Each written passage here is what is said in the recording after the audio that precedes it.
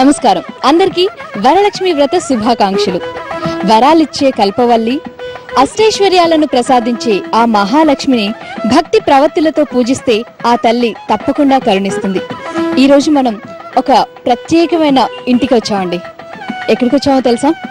ప్రపంచానికే పాఠాలు చెప్పగలిగే విద్యలు విలసిల్లిన ఈ జ్ఞానభూమి గరిమను, భారతీ ప్రాభవాన్ని సామాన్యుడికి సైతం అర్థమయ్యే రీతిలో ప్రవహింపజేస్తూ తనదైన ప్రత్యేకమైన శైలిలో ప్రవచనాల ద్వారా ధార్మిక విజ్ఞానాన్ని అందరికీ అందిస్తున్న జ్ఞాననిధి పుంభావ సరస్వతి శ్రీమాత అనుగ్రహ సంపన్నులు బ్రహ్మశ్రీ శ్రీ చాగంటి కోటేశ్వరరావు గారింటికి మా టీవీ ప్రత్యేకంగా విచ్చేసింది.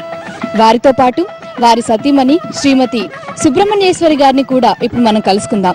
ఆవిడని మా ఇంటి ఆడపడుచుగా మనం సత్కరించుకుందాం. ఇది మా టీవీ పుణ్యఫలంగా భావిస్తుంది. మరి వారిని కలుసుకొని వారి పూజా మందిరాన్ని మనందరం దర్శిద్దాం. వారి అనుగ్రహ భాషణాన్ని విని ఆ వరలక్ష్మి మాత కటాక్షాన్ని అందరం పొందుదాం. రండి మరి.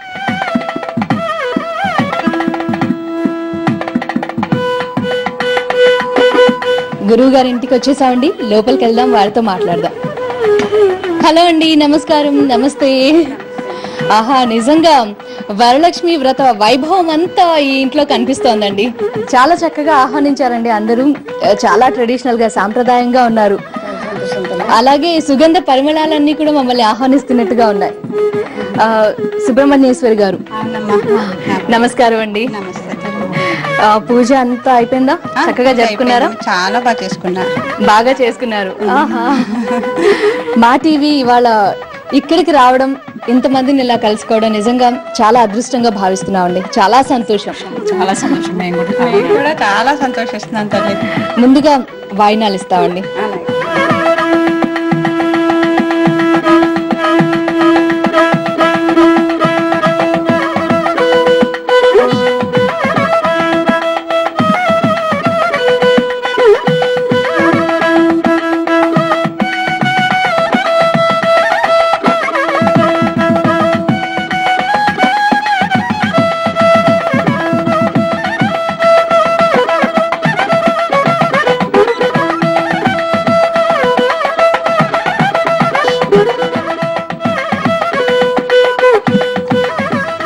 ఇస్తినమ్మ వాయినం, పుచ్చుకుంటున్నమ్మ వాయినం.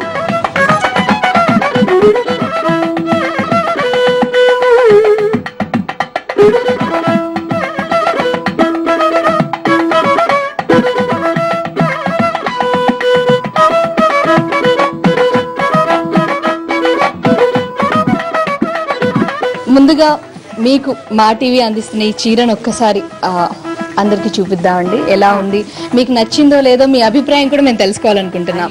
చక్కగాను. ఇది గద్వాల్ నుంచి తెప్పించిన చీర అండి.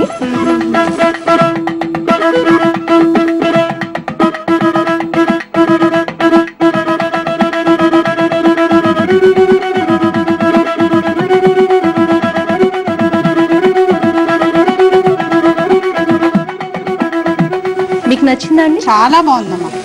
చాలా సంతోషం. మరి ఇంతమందితో ఇలా కలిసి ఈరోజు వ్రతం చేసుకున్నారు.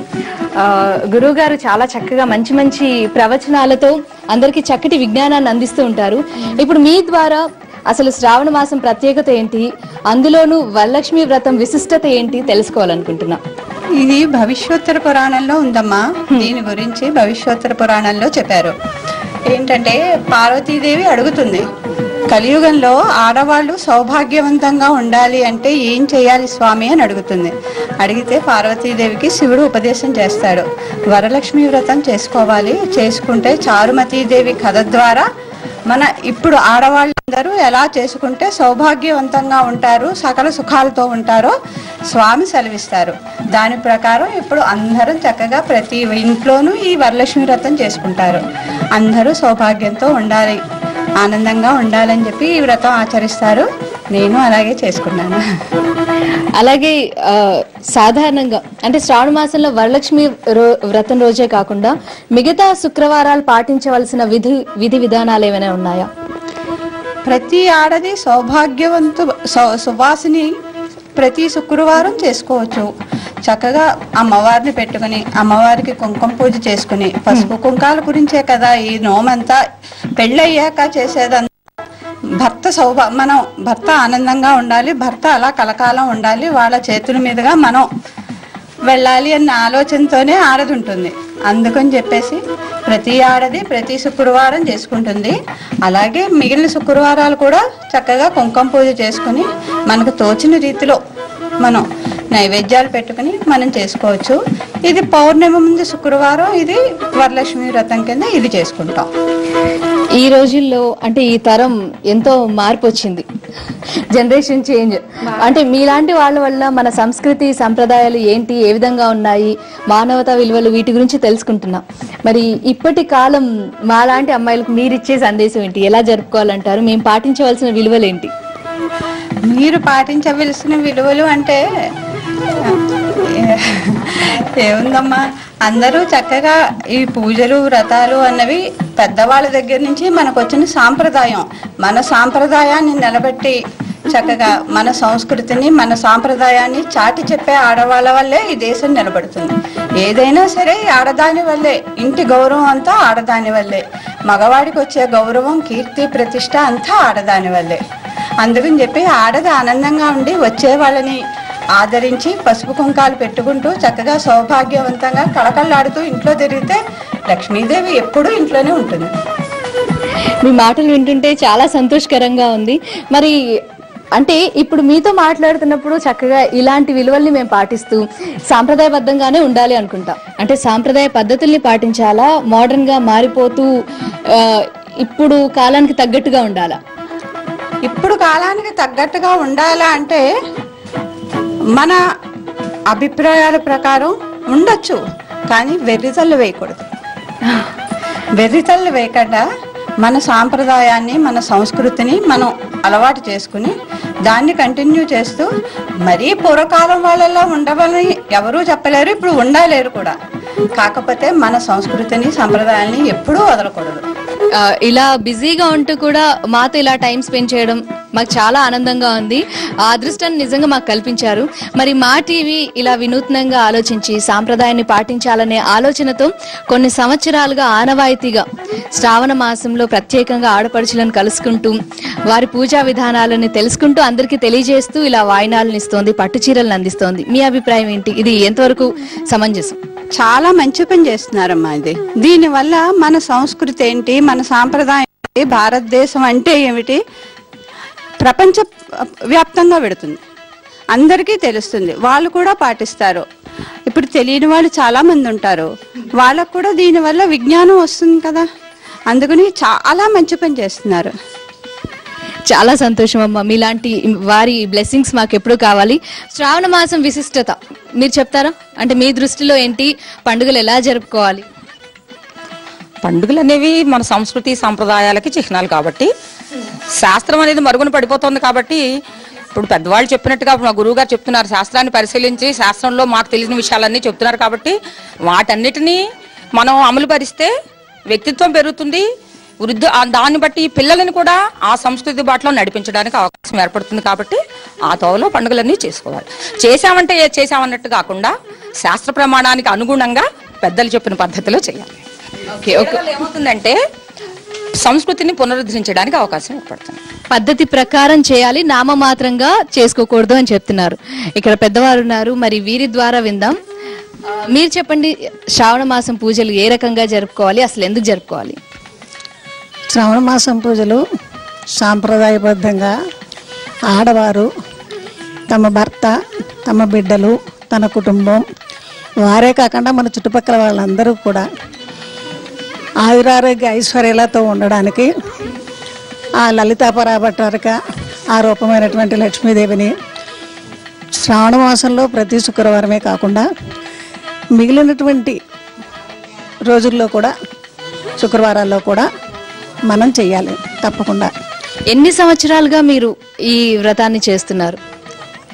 నాకు తెలిసిన జ్ఞానం వచ్చినప్పటి నుంచి కూడా నేను ఈ వ్రతం చేసుకుంటున్నాను. మీరు మీ పెద్దవాళ్ళు చేస్తున్నప్పటికీ ఇప్పటికీ సాంప్రదాయంలో ఉన్న మార్పులు వచ్చాయా?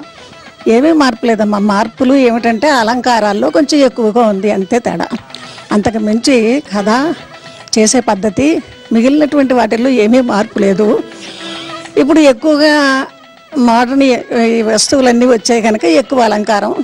పూర్వం పువ్వులతోటి వాటితోటి, తక్కువ నగలతోటి వాటితోటి చేసేవాళ్ళం, అంతకన్నా ఇంకేమీ లేదు. పూజా విధానంలో ఏ మార్పు లేదు, అలంకారంలో మాత్రమే కాస్త మార్పు వచ్చింది. మార్పులు వచ్చాయి అంటే మనుషుల్లో మార్పులు వచ్చాయా? మనుషుల్లో చాలా మంది గుర్తిస్తున్నారమ్మా. ఇప్పుడు ప్రజెంట్ జనరేషన్ గుర్తించటం లేదని కాదు, మనం చెప్తే వాళ్ళు వింటారు, సాంప్రదాయాన్ని పాటిస్తారు. చెప్పకపోవడం మన తప్పు. మన పిల్లలందరూ కూడా మట్టి ముద్దలు మనం మౌళ్ళు చేయాలి. మనం మన హిందువుల పద్ధతి ఏ విధంగా ఇవన్నీ పాటించాలి, ఎందుకు పాటించాలి మనం చెప్తే ఎవరూ వినకుండా ఉండరమ్మా. చెప్పకపోవడం అనేది మనది తప్పు. మనం చెప్పి వాళ్ళని సరైనటువంటి మార్గంలో మొక్కగా ఉండగానే వాళ్ళని వంచినట్లయితే తప్పకుండా ప్రతి పిల్లలు కూడా, ఆడపిల్లలు మగపిల్లలు కూడా వాళ్ళ సాంప్రదాయాలను తప్పకుండా పాటిస్తారు.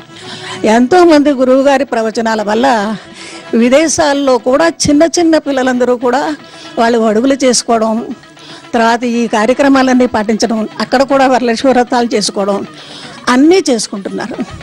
కేవలం దీనికి కారణం మన గురువుగారి ఆధ్యాత్మిక ప్రబోధలు మన దేశంలోనే కాకుండా ఇతర దేశంలో కూడా వ్యాపించడం వల్ల వాళ్ళందరూ విని ఈ కార్యక్రమాలన్నీ చూసి మా టీవీ ద్వారా ప్రతిరోజు ఉదయం ప్రవచనాలు వస్తున్నాయి. ఇవన్నీ విని ఇతర దేశాల్లో ఉన్నటువంటి మన హిందువులే కాకుండా ఇతర మతాల వాళ్ళు కూడా చాలా బాగుంది, ఇది ఈ పద్ధతి బాగుంది అని చెప్పి వాళ్ళ అలంకారాలు చేసుకుంటూ ఒకళ్ళనొకళ్ళు కలుసుకుంటూ చేసుకుంటున్నారు. మీలో వాక్చాతుర్యం చాలా బాగుందమ్మా. చాలా చక్కగా అందరికీ అర్థమయ్యే విధంగా చెప్పారు. అంటే పిల్లలు చాలా చక్కగా వింటారు, మాట వింటారు. అయితే అంత పెద్దవాళ్ళ చేతుల్లోనే ఉంది. చిన్నప్పటి నుంచి పిల్లలకు పద్ధతులు అలవాటు చేయాలి, మొక్కలుగా ఉండగానే వాళ్ళను వంచాలి, పద్ధతులు అలవాటు చేయాలి అని చెప్తున్నారు. చాలా సంతోషం. అలాగే సుబ్రహ్మణ్యేశ్వర్ గారు, మరి మీ మాటల ద్వారా, ఇక్కడున్న వారి కొందరి మాటల ద్వారా శ్రావణ మాసం విశిష్టత తెలుసుకున్నాం. గురువు గారు అంటూ వీరు చెప్తూ ఉన్నారు. మాకు కూడా వారిని కలుసుకోవాలని, వారి మాటల్ని వినాలని మేము ఆశగా ఎదురు చూస్తున్నామండి, ఆతృతగా ఉన్నాం. వారిని పిలుస్తారా? తప్పకుండా పిలుస్తామా. పిలవండి. నమస్కారం అండి గురువు గారు. నమస్తే.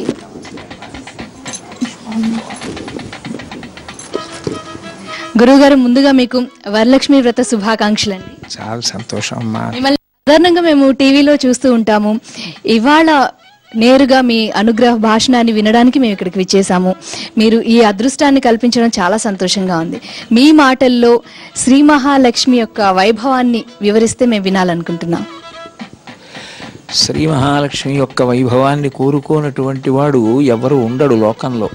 ఏ ఆశ్రమంలో ఉన్నటువంటి వాడైనా, ప్రత్యేకించి బ్రహ్మచారి గృహస్థు కూడా లక్ష్మీదేవి యొక్క అనుగ్రహాన్ని ఎప్పుడూ కోరుకుంటారు. లక్ష్మి అంటే కేవలం బాహ్య సంపత్తే కాదు, అమ్మవారి యొక్క అనుగ్రహం లేని నాడు విద్య కూడా భాషించదు. ఆమె విద్యాలక్ష్మీ స్వరూపం. అందుచేత లక్ష్మీదేవి యొక్క అనుగ్రహం నాకు అక్కర్లేదనుకునేవాడు ఎవరు ఉంటాడు లోకంలో? ప్రతి వాళ్ళకి లక్ష్మీ కృప కావాలి.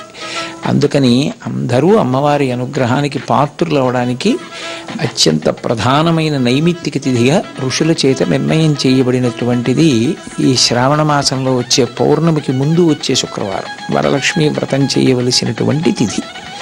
కాబట్టి లక్ష్మీ కటాక్షం అందరికీ అవసరమైనదమ్మా.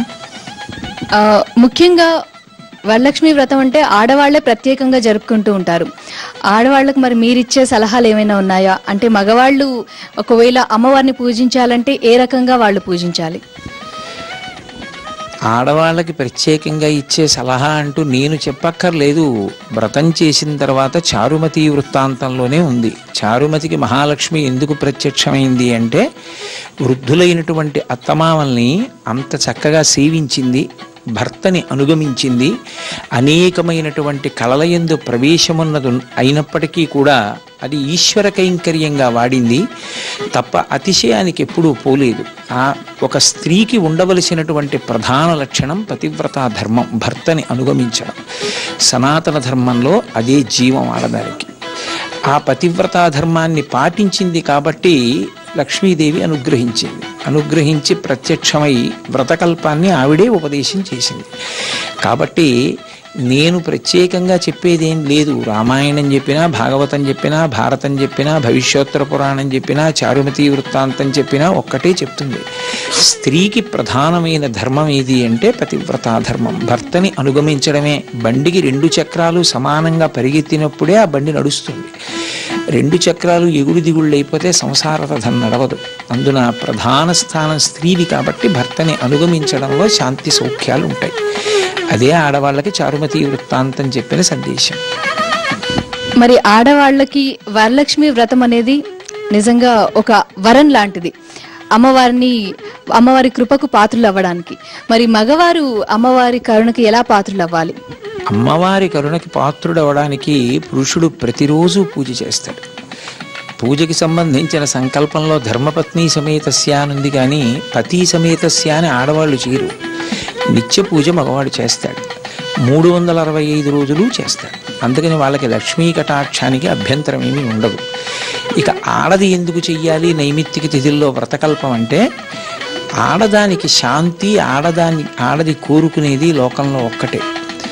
నా భర్త బాగుండాలి, నా అత్తవారు బాగుండాలి, నా పుట్టింటి వారు బాగుండాలి. నేను బాగుండడం ఉండదు ఆడదానికి. అది ఆమె యొక్క త్యాగబుద్ధి.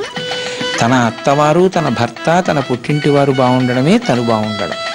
అందుకని ఆ ఆర్తిని ఆవిష్కరించి అమ్మవారిని ఆరాధించడానికి కొన్ని నైమిత్తిక తిథుల్ని నిర్ణయం చేసి వివాహపూర్వం చేసే వ్రతాలు, వివాహానంతరం చేసే వ్రతాలు అని 2గా విడదీసింది శాస్త్రం. వివాహపూర్వం చేసేవి మంచి భర్త కోసం, వివాహానంతరం చేసేవి భర్త బిడ్డల యొక్క ఆయుర్దాయం కోసం, ఆమెకి సౌభాగ్యం, సంతానం, అభివృద్ధి కొరకు.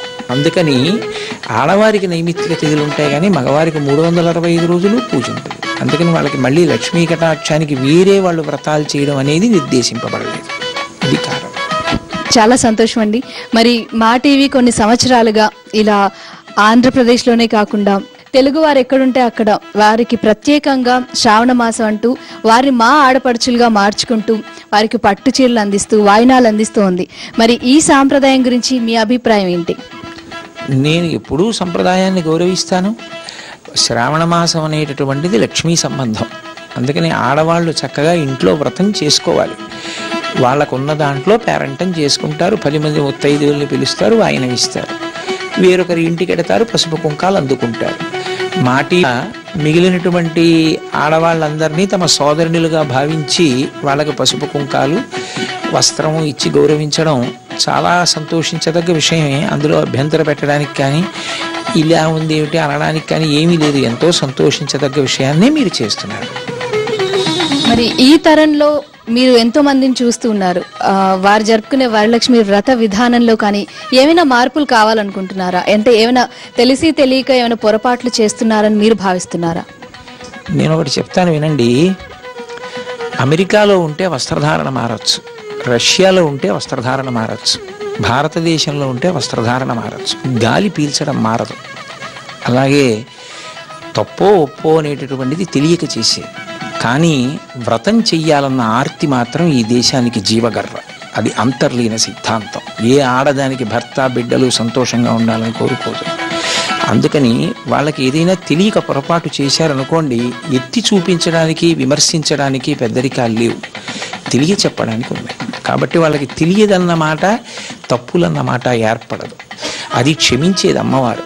కాబట్టి వాళ్ళ ఆర్తి చాలు, ఆ ఆర్తితో చేసేది చాలు. అందుకే ఎక్కడా వరలక్ష్మీ వ్రతకల్పంలో అసలు బంగారం రూపు పెట్టి చేయమని ఎక్కడా లేదు.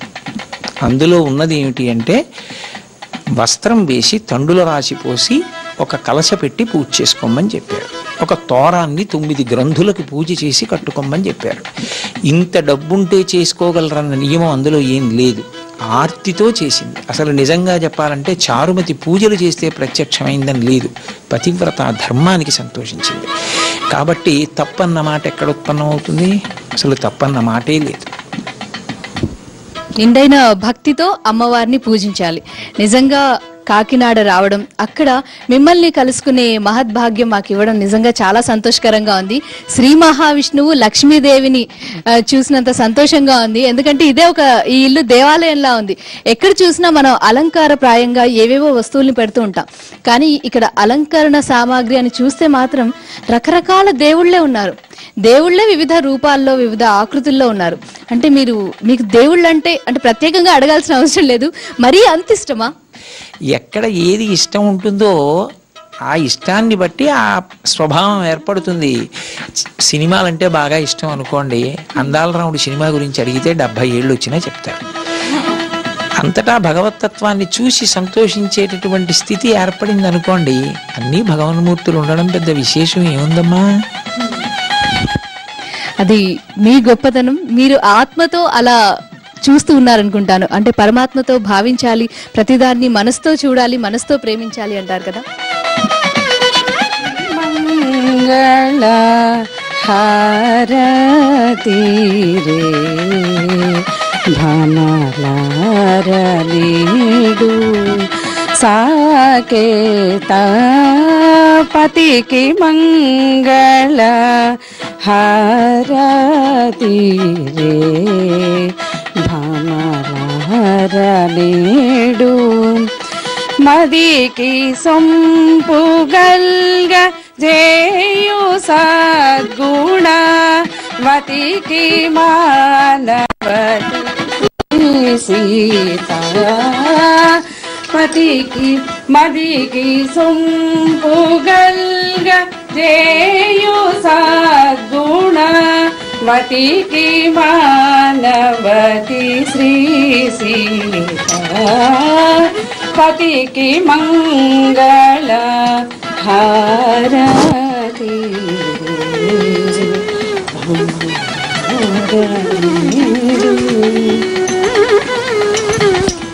మీ అందరి దీవెనలు, ఆ మహాలక్ష్మి కృప అందరిపై ఉండాలని, అందరం సంతోషంగా జీవితాన్ని గడపాలని కోరుకుంటూ, ప్రకృతి వైపరీత్యాల నుంచి మనం జయించాలని, విజయవంతంగా జీవించాలని మనస్ఫూర్తిగా కోరుకుంటున్నా. మరొకసారి మీ అందరికీ వరలక్ష్మి వ్రత శుభాకాంక్షలు.